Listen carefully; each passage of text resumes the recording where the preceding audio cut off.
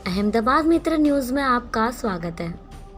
राजस्थान में भारत जोड़ो यात्रा आखिरी चरण में पहुंच चुकी है। कल से हरियाणा में एंटर होने वाली यात्रा आज अलवर जिले में है। भारत जोड़ो यात्रा में भारी भीड़ देखने को मिल रही है।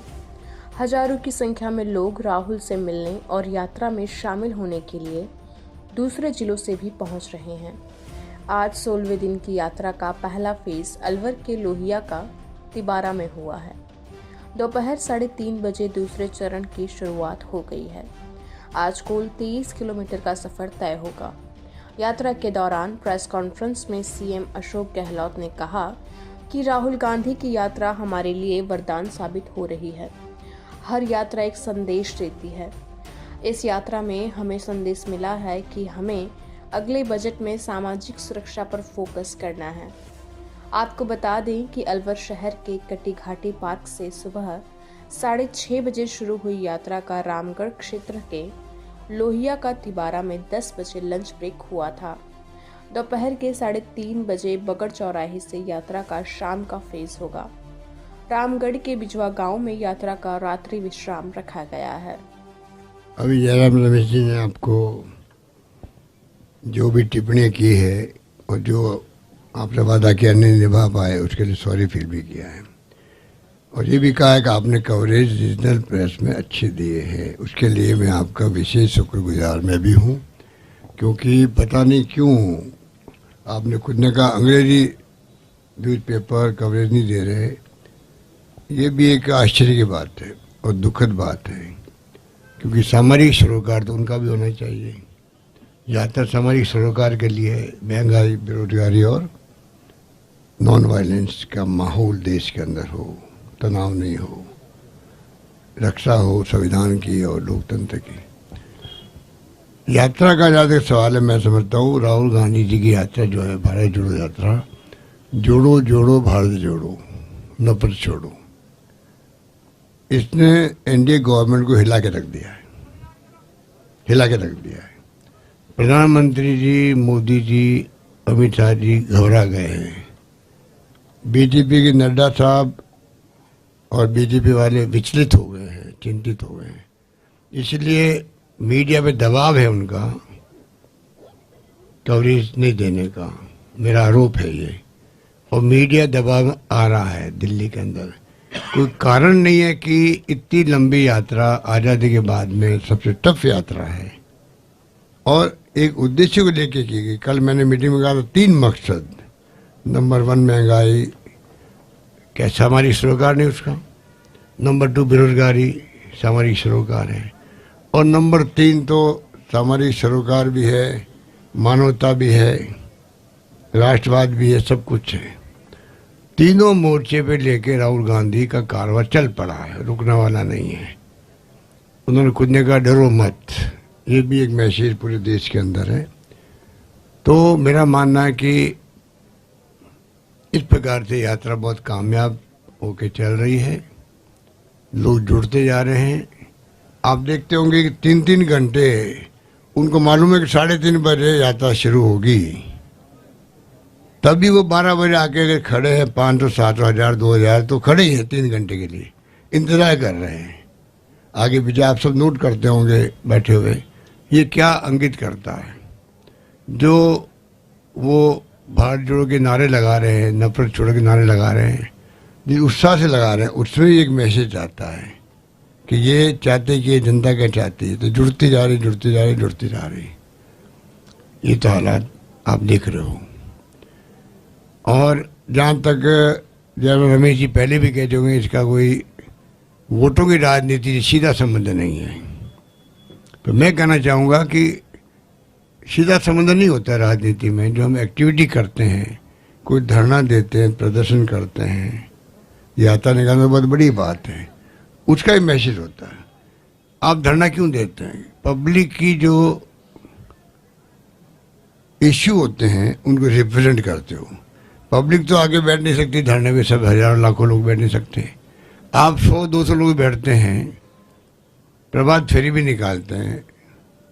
तो एक पब्लिक क्या चाहती है घरों में बैठी हुई, उनकी भावनाओं को, उनकी मांगों को रिप्रेजेंट करते हैं, सरकार को मैसेज देने के लिए। ये डेमोक्रेसी है। उसमें राहुल गांधी जी पूरी तरह कामयाब हुए हैं। मैं उनको, यात्रा हमारे राजस्थान का अंतिम दिन है, कल सुबह हम हैंडओवर करेंगे, तो आगे की यात्रा के लिए राजस्थान की प्रदेश कांग्रेस कमेटी अध्यक्ष बैठे हैं।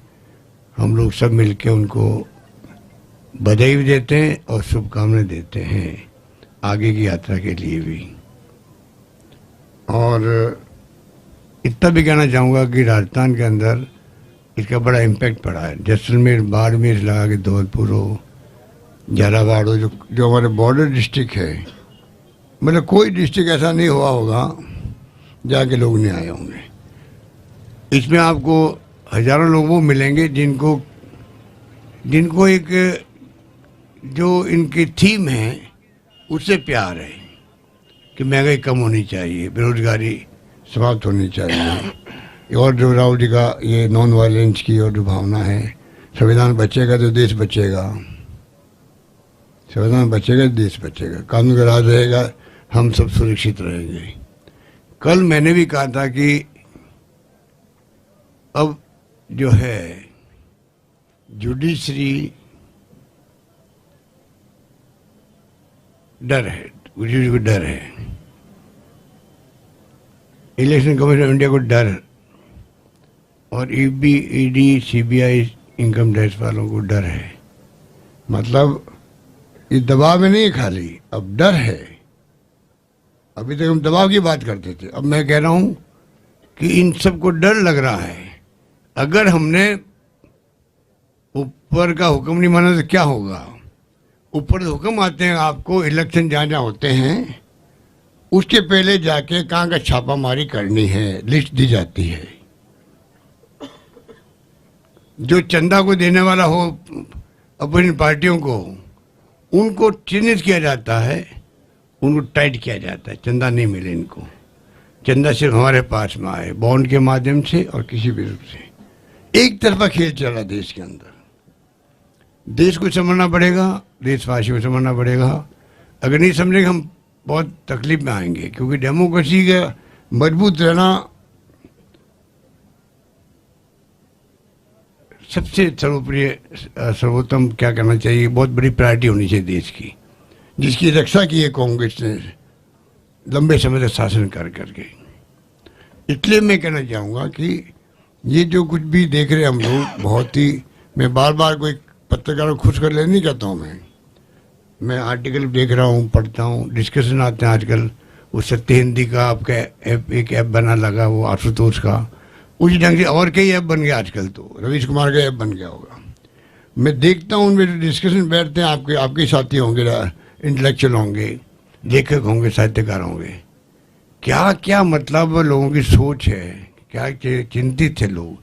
कई लोग तो लिखते लिखते थक गए। अब आपके कहाँ तक लिखेंगे इनके बारे में? तो पहले कांग्रेस शासन में क्या था, लोग क्या कहेंगे, उससे शासन कांग्रेस करती थी। जनता क्या सोच रही है हमारे बारे में, मुख्यमंत्री के इस्तीफे, रेल मंत्री का इस्तीफा, लॉ मिनिस्टर का इस्तीफा, अब 7-8 साल में कोई इस्तीफा हुआ है? तो आप सोच सकते हो कितना बड़ा फर्क है सोच के अंदर, कांग्रेस की और इन लोगों की सोच के अंदर। ये सब बातों को हमें पब्लिक को भी बताना पड़ेगा, उस रूप में ये मैं महसूस करता हूँ। जहाँ तक राजस्थान की मैं बात करूँ, मैं कह सकता हूँ ये यात्रा हमारे लिए वरदान साबित हो रही है। नंबर 1, ये यात्रा हमें संदेश दे रही है, हमारी सरकार को भी। हर यात्रा संदेश देती है, चाहे वो किसी पार्टी की हो। अब संदेश हम कैसा लेते हैं पब्लिक इंटरेस्ट के अंदर, वो हमारे ऊपर है। इस यात्रा से हमने संदेश लिया है कि हम अगली बार जो है बजट ला रहे हैं, क्यों नहीं हम लोग, वही हमारी सरोकार की बात आती है, महंगाई पर हम ज़्यादा ध्यान दें। जैसे कल मैंने 500 रुपये में सिलेंडर गरीबों को और उज्ज्वला वालों सबको, खाली टंकियाँ पड़ी हुई है, प्रधानमंत्री जी ने खूब उसको लंबा चौड़ा कैंपेन किया था, और वो इतना महंगा हो गया सिलेंडर, 1040 से ज़्यादा हो गया। आज हमने कहा उन लोगों को हम 500 रुपये में सिलेंडर देंगे। एग्जाम्पल दे रहा हूँ आपको। ऐसे हम कई कदम उठाए हैं, उठाएंगे, आगे बजट में भी कोशिश करेंगे कि महंगाई की मार, आज हमने चिरंजी योजना है, ये भी महंगाई को आप अगर जोड़े हैं तो एक घर में थोड़ी सेविंग हो गई। जो दवाइयों में, ऑपरेशन में पैसा खर्च होता है, ये एग्जाम्पल दे रहा हूँ आपको, तो ये भी एक सेविंग, मतलब जो सोशल सिक्योरिटी स्कीम हमारी है, उड़ान भी क्यों नहीं हो, सब में अगर सरकार इन्वेस्ट कर रही है तो आप सोच सकते हो कि इससे महंगाई की मार थोड़ी कम पड़ती है। इस रूप में हमारी जो भी योजना है, मैं समझता हूँ कि वो योजना तमाम आप खुद महसूस कर रहे हैं कि सोशल सिक्योरिटी को हमने जो रखा है थीम में, वो हमारा आगे भी चलता रहेगा। पेंशन दे रहे हैं हम लोग, 1 करोड़ लोगों को दे रहे हैं पेंशन, और आपको आश्चर्य होगा कि 9-10 लाख लोगों को देते हैं। पहले मेरे को अंदाजा 20-25 लाख को देते होंगे। 200 रुपये केंद्र सरकार दे रही है। मेरी मांग है केंद्र सरकार से, तो राहुल गांधी जी ने अगर बोले 5 पॉइंट चिरंजी योजना का, और इंदिरा गांधी रोजगार योजना शहरों के अंदर, और उड़ान महिलाओं के लिए, पुरानी पेंशन, 5 पॉइंट जो है, मैं चाहूँगा कि प्राइम मिनिस्टर साहब को चाहिए कि मोदी जी को, कि राहुल गांधी जी ने जो फीडबैक मिला उनको, ये ऐसा नहीं बोले, वो हमारे कहने से नहीं बोले हैं, मैं आपको कह सकता हूँ, उनकी जो प्रकृति में जानता हूँ, ये सब जानते हैं। वो ऐसा नहीं कि हमने कह दिया आप बोल रहे हो हमारे लिए कि हमने बहुत अच्छा काम किया, वो नहीं मानने वाले। उन्होंने जो यात्रा की है 2000 किलोमीटर ज़्यादा की, जो फीडबैक आया जनता ने उनको, उसके आधार पर कल उन्होंने अपनी बात कही है। तो क्यों नहीं डेमोक्रेसी के अंदर प्रधानमंत्री मोदी जी राहुल गांधी की यात्रा का फीडबैक जो उन्होंने कल दिया है, हमारी योजना, महात्मा गांधी इंग्लिश स्कूल की बात करी। आप कल्पना कीजिए, मैं खुद इंग्लिश के खिलाफ रहा हूँ बचपन से ही, इसलिए हम सीख नहीं पाए इंग्लिश को। ये इस तरह जयराम ने अंग्रेजी सीखा ना, वो छोड़िए, मैं मेरी बात कर रहा हूँ कि मैं इंग्लिश के खिलाफ था, क्योंकि उस वक्त में दक्षिण में हिंदी के खिलाफ आंदोलन होते थे और नॉर्थ के अंदर इंग्लिश के खिलाफ आंदोलन होते थे। हम उसके भागीदार हैं। 40-50 साल में देखा कि वास्तव में कल राहुल गांधी जी ने जो एक्सप्लेन किया, अंतर्राष्ट्रीय जगत में अगर आपको दखल करनी है तो आपको इंग्लिश सीखनी पड़ेगी। वो काम हमारे जब शिक्षा मंत्री थे दुतासा जी, तब कर दिया हम लोगों ने। आज 1600 स्कूल खुली है, कल राहुल गांधी ने कह दिया है इन स्कूलों में कमी नहीं आनी चाहिए। तो आप देखोगे इसका जाल बिछा देंगे हम लोग, जहाँ मांग होगी। आज भी लॉटरी खोलनी पड़ रही है बच्चों के एडमिशन के लिए। बच्चे बोलने लगे इंग्लिश। परसों जब प्रदर्शनी में गए राहुल गांधी जी, तो कई बच्चों ने इंग्लिश में बात करने की कोशिश करी। तो आप 5-10 साल के बाद में हमारे बच्चे इतने होशियार हो जाएंगे, वो कम्पीट करने की स्थिति में आ जाएंगे इस दुनिया के अंदर, जो इंग्लिश की दुनिया भी है। तो मैं कहना चाहूँगा आपको कि तमाम जो इंग्लिश स्कूल की बात, उड़ान की बात कई महिलाओं के लिए कर उन्होंने, संकोच में लोग बोलते नहीं है, टाइम चला गया। घूंघट में महिला बोलती नहीं है, इन्फेक्शन बार बार होते हैं, दवाई लो कि तब बांझ बन जाती, बच्चे पैदा नहीं होते हैं, कैंसर हो जाता है। डॉक्टर कहते हैं, मैंने डॉक्टर को पूछा क्या क्या संभावना है, आप बताइए। आज हम चाहते हैं कि सरकार ने दिया है, कल वो सक्षम खुद हो। 12 नैपकिन पर मंथ देंगे हम लोग। इस पर आपके आर्टिकल आने चाहिए आप लोगों के पब्लिक इंटरेस्ट के अंदर। ये हो गया शहरी रोजगार योजना, करीब 4 लाख लोगों ने अभी रजिस्ट्रेशन करवाया है।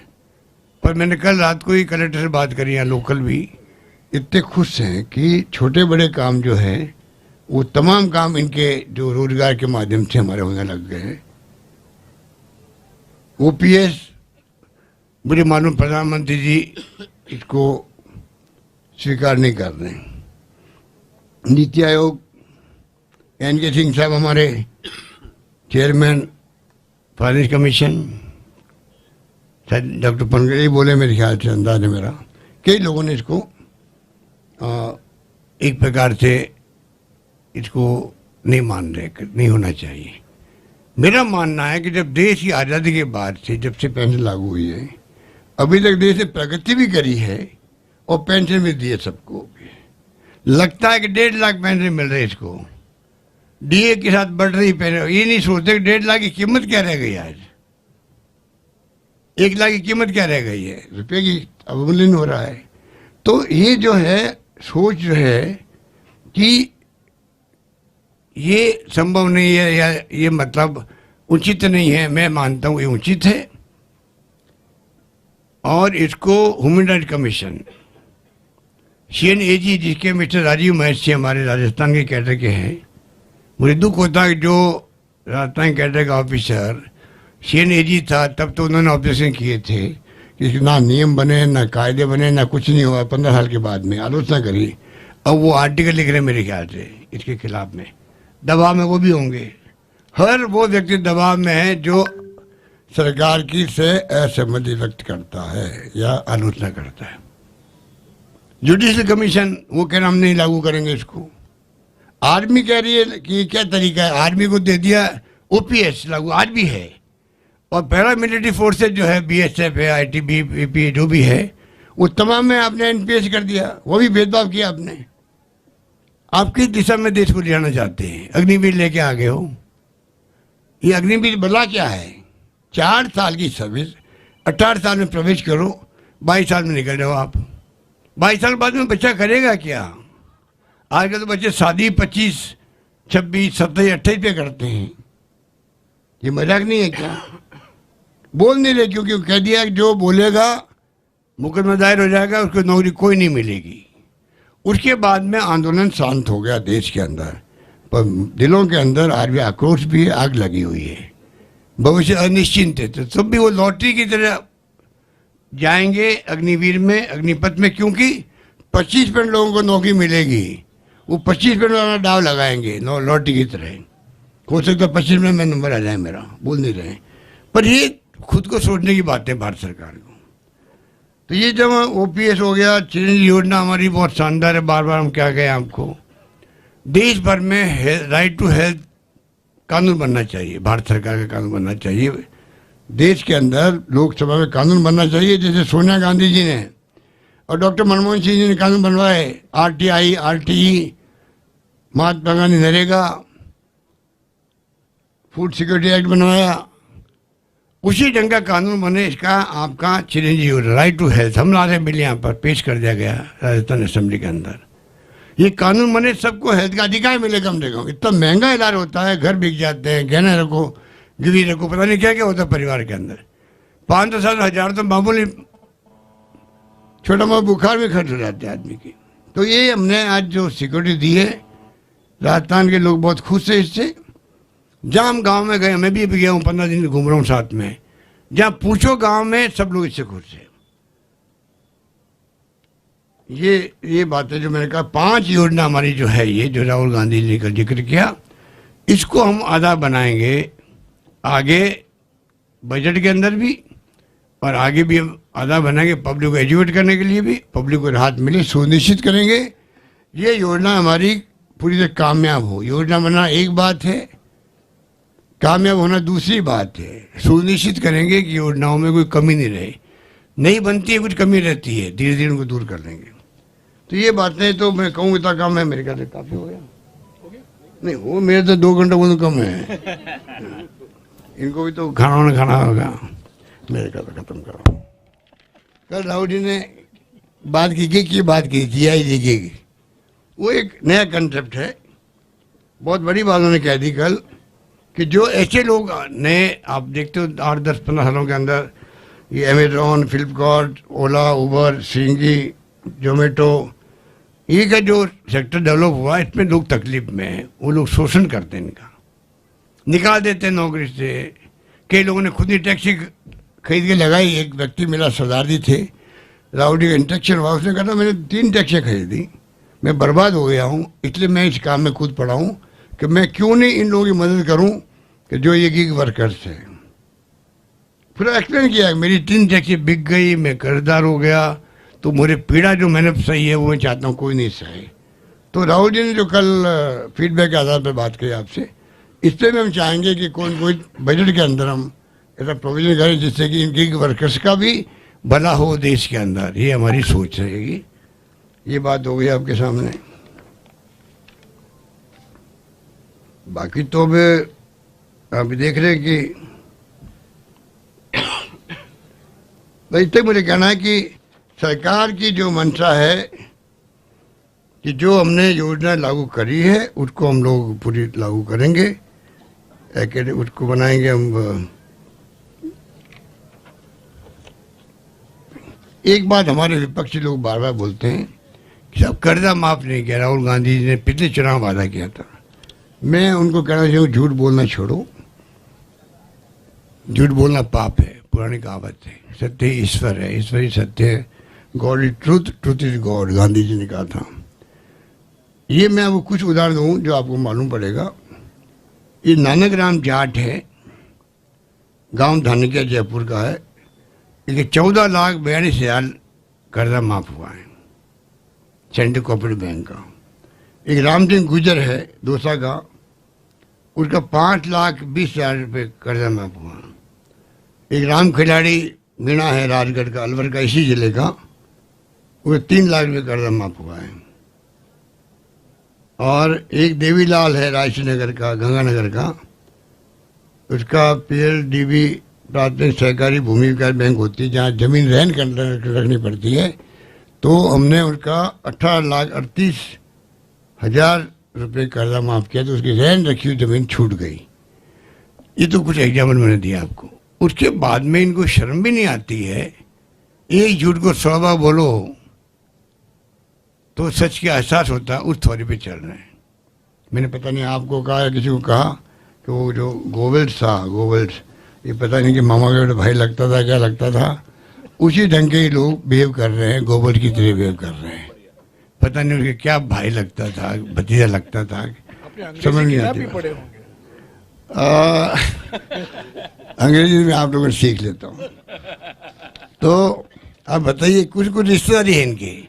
बीजेपी गोबर से रिश्तेदारी मैं आपको दावे के साथ कह सकता हूँ, दोनों की सोच एक सी है। मतलब हर चीज़ में झूठ बोलते हैं, हर चीज़ में झूठ बोलते हैं। कब तक झूठ बोल के राज करेंगे ये टाइम बताएगा। इसलिए मैं तो समझता हूँ कि हमने बहुत कदम उठाए। मेरे पास बहुत लंबी लिस्ट है, मैं बताना नहीं चाहता आपको कि किस किस प्रकार से हमने महंगाई को कम करने के लिए हमने जो कदम उठाए हैं, उसका हर हमारी सोशल सिक्योरिटी स्कीम है। कोरोना के अंदर मैंने 35 लाख लोगों को ढूंढा, घरों से, रेलवे स्टेशन सोने वालों से, डेस्टिट्यूट को 5,500 रुपये, एक हज़ार करके एक बार 1,500 रुपये दिए, 5,500 दिए उस एक साल में। तो कम से कम ज़िंदगी में भूखा नहीं सोए। आज सुप्रीम कोर्ट कह रहा है कि भूखा नहीं सोना चाहिए। माँ, जो हमने वर्ड काम लिया था, कोई भूखा नहीं सोए राजस्थान में, वही वर्ड काम लिया है सुप्रीम कोर्ट ने, कोई भूखा नहीं सोए। भारत सरकार को आदेश दिया है। आप सोच लीजिए, क्यों नहीं भारत सरकार, वही जो मैं फिर आता हूँ बात पे, कि क्यों नहीं वो कानून बनाती है पार्लियामेंट के अंदर, कोई भूखा नहीं सोना चाहिए। और वो तब होगा तब विदेशों के अंदर जो वीकली पैसा मिलता है, हर परिवार को पैसा मिलता है। मेरे ख्याल से मुझे ज़्यादा जानते होंगे, जयराम रमेश जानते होंगे, सरदार साहब जानते होंगे, दुनिया में लोग रहते हैं वीकली पैसा मतलब दो, एक मंथली दो भाई। पर आदमी जो है, मजदूर भी का, एक बिल्डिंग बनती है बहुत शानदार आलीशान, सेंट्रल विस्टा बन रहा है, तो खाली मशीनों से काम नहीं चलता, वहाँ मजदूर भी काम करता है। मजदूर जब 60+ हो जाता है, सही साथ नहीं देता उसका, उसके बाद में बड़े बता दीजिए वो क्या करें। घर की परिस्थिति अलग अलग होती है, बाप बेटों की या पोतों की, जो भी है। आदमी को सिक्योरिटी नहीं मिलनी चाहिए क्या?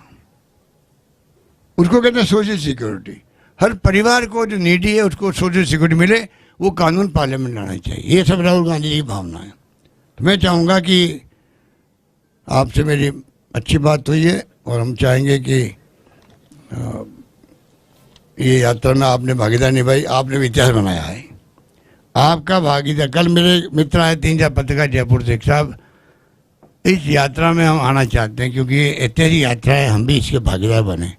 ये भावना कई लोगों में रही है देश के अंदर, और मैं समझता हूँ कि ये यात्रा में आप भी चले हो, हम भी चले हैं। ये भी भागीदारी आपकी हमेशा आपको याद रहेगी। धन्यवाद।